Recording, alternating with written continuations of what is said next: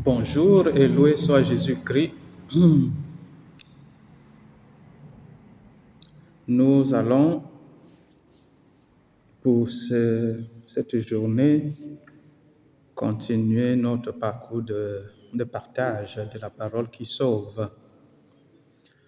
Et pour ce dimanche, la Sainte Liturgie nous propose l'Évangile selon Saint Matthieu au chapitre 14 des versets 22 à 33.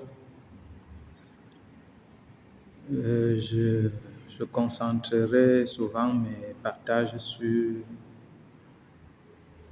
l'Évangile et circonstanciellement dans certains extraits d'autres lectures en fonction des thématiques que j'essaierai de proposer et que je trouve intéressantes. Et dans l'Évangile que nous partageons aujourd'hui, il est écrit: aussitôt après avoir nourri la foule dans le désert, Jésus obligea les disciples à monter dans la barque et à les précéder sur l'autre rive, pendant qu'il renverrait les foules. Quand il les eut renvoyés, il gravit la montagne à l'écart pour prier. Le soir venu, il était là seul. La barque était déjà à une bonne distance de la terre. Elle était battue par les vagues, car le vent était contraire. Vers la fin de la nuit, Jésus vint vers eux, en marchant sur la mer.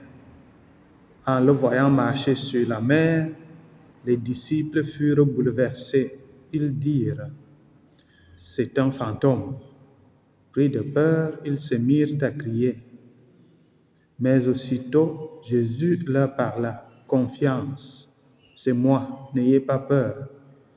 Pierre prit alors la parole: Seigneur, si c'est bien toi, ordonne-moi de venir vers toi sur les eaux. Jésus lui dit: viens. Pierre descendit de la barque et marcha sur les eaux pour aller vers Jésus. Mais voyant la force du vent, il eut peur, et comme il commençait à s'enfoncer, il cria: Seigneur, sauve-moi. Aussitôt, Jésus étendit la main, le saisit et lui dit: homme de peu de foi, pourquoi as-tu douté? Et quand ils furent montés dans la barque, le vent tomba. Alors ceux qui étaient dans la barque se prosternèrent devant lui et ils lui dirent: vraiment, tu es le Fils de Dieu. Parole du Seigneur. Eh bien, après avoir lu cette péricope, si on utilise ce mot, ce paragraphe, il y a un condensé de symboles, de messages dans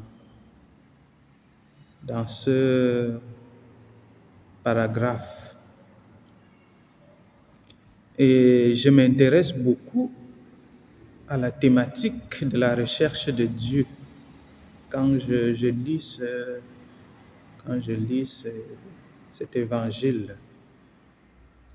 Sûrement, nous pouvons retrouver ce thème dans la première lecture qui est proposée ce dimanche.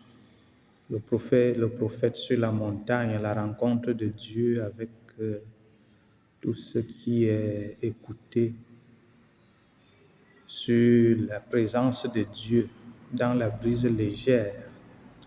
Et donc, la recherche de Dieu. Je vais tirer ce thème-là dans le premier texte d'aujourd'hui pour le lier à cet évangile. Et en le liant à cet évangile,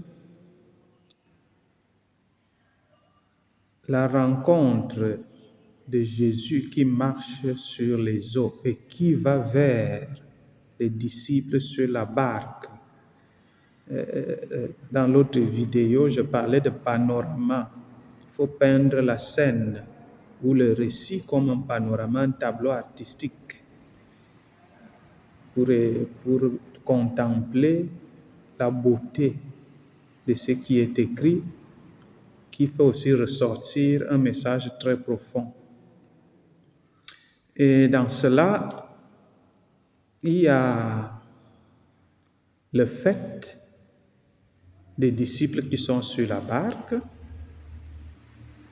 et la barque est battue par les vagues et les vents contraires.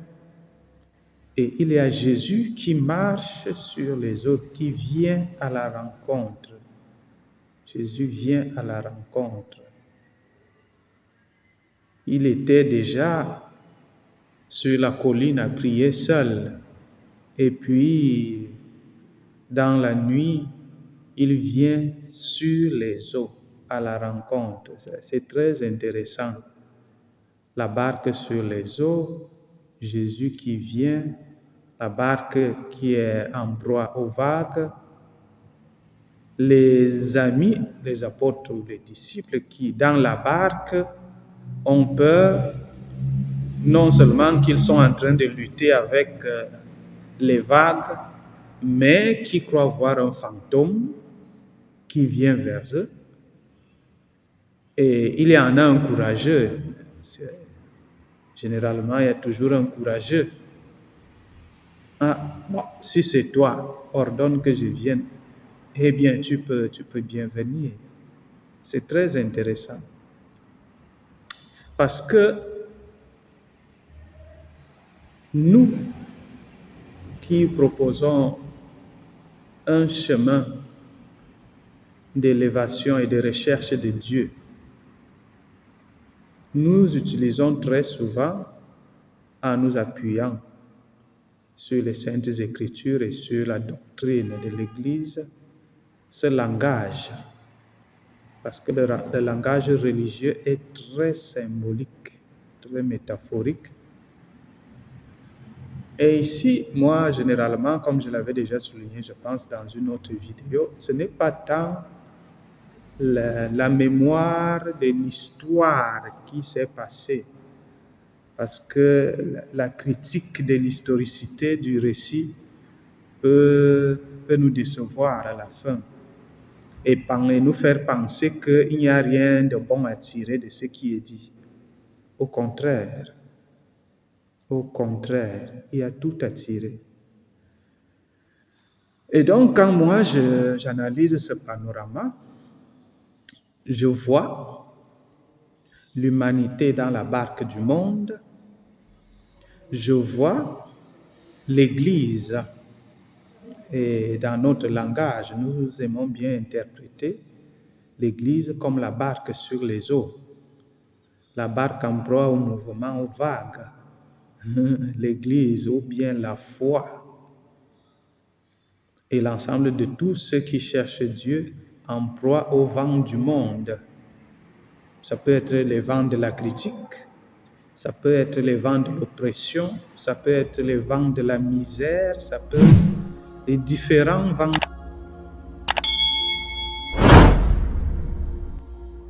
L'homme est un être religieux, c'est-à-dire un constructeur de sens. Si on veut comprendre en profondeur ce que c'est que être religieux, il faut bien, de nos jours, il est bien facile de le savoir en cliquant sur Internet, sur Google, sur tous les moteurs de recherche possibles. Mais de façon synthétique, c'est la recherche du sens. Rechercher le sens qui comporte en même temps la vérité, la recherche de la vérité.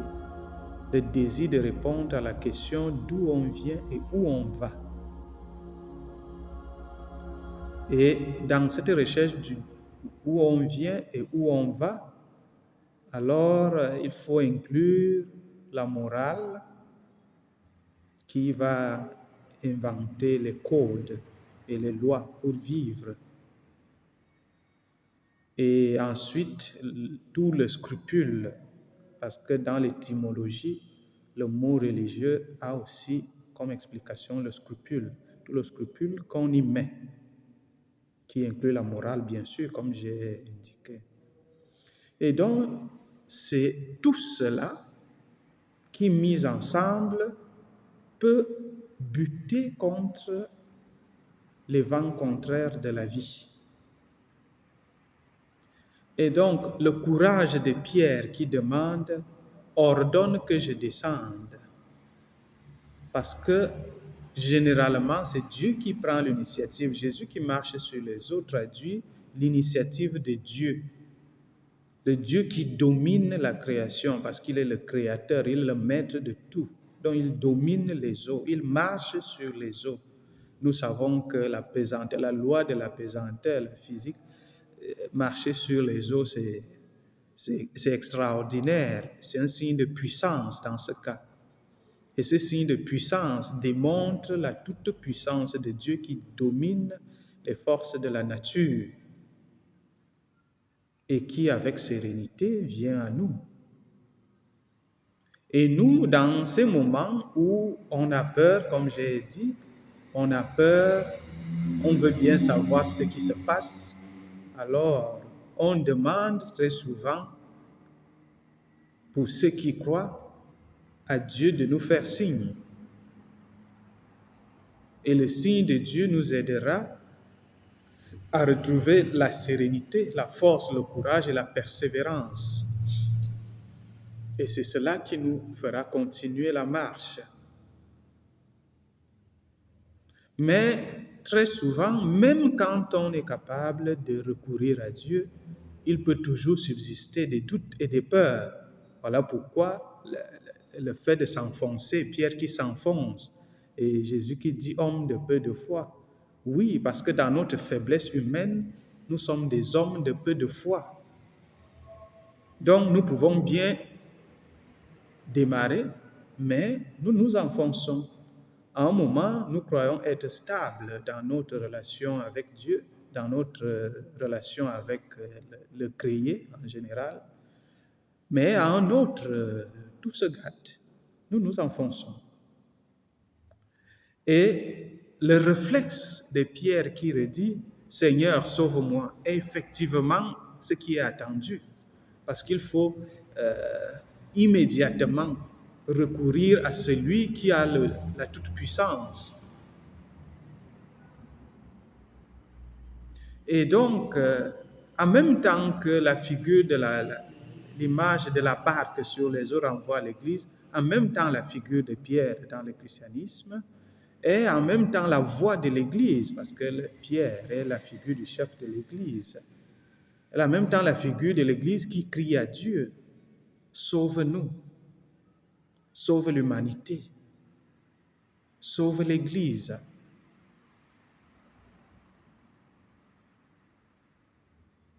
Voilà ce qui se produit quand je lis ce texte.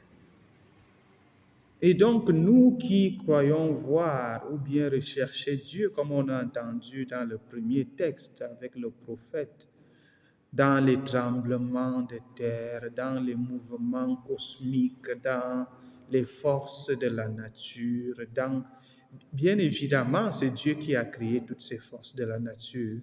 Mais on ne peut pas confondre les forces de la nature ou bien les créatures à Dieu. On ne peut pas. Bon, d'autres débats peuvent surgir sur soit l'immanence de Dieu, soit l'omniprésence de Dieu, soit tout ce qu'on peut mettre, soit la personnification de Dieu. Est-ce que Dieu peut avoir un visage? Bon, ça c'est des débats qui ne peuvent pas être tranchés parce que si on est dans le christianisme, la réponse est évidente. Mais pour d'autres croyants, elle n'est pas aussi évidente, parler de personnification de Dieu. Et c'est pourquoi je m'attarde beaucoup plus à ce qui peut nous aider, soit à améliorer notre rapport au créé, soit à améliorer notre rapport à la transcendance. L'amélioration du rapport ici est un rapport à soi-même, un rapport au prochain, un rapport à la nature et tout le reste. Parce que c'est dans cela que nous démontrons de façon existentielle et quotidienne la construction de ce lien, de ce sens que j'ai évoqué, la religiosité de l'être humain, qui est une empreinte naturelle, même si certains veulent le nier. C'est évident que personne de sensé ne peut vivre sans construire un sens à ce qu'il fait et à ce qu'il vit. Ni même que la dignité, on puisse l'imaginer sans scrupule. Il n'y a pas de dignité sans scrupule. Et quand je dis scrupule, c'est tout un arrière-monde de vertu. Et donc, je crois, c'est ce que nous pouvons retenir de ce qui se produit avec l'événement sur le lac entre Jésus et ses amis. Chers frères et sœurs, en espérant que vous appréciez bien ce que j'essaye de proposer, et je rappelle toujours que certaines de ces réflexions sont contenues dans ces volumes que j'ai produits, La parole qui sauve. Certaines de ces réflexions, et particulièrement cette réflexion sur la religiosité, se trouve principalement dans l'introduction. Donc, je vous invite à vous abonner à ce canal et à très bientôt. L'aventure continue. Bonne journée et loué soit Jésus-Christ.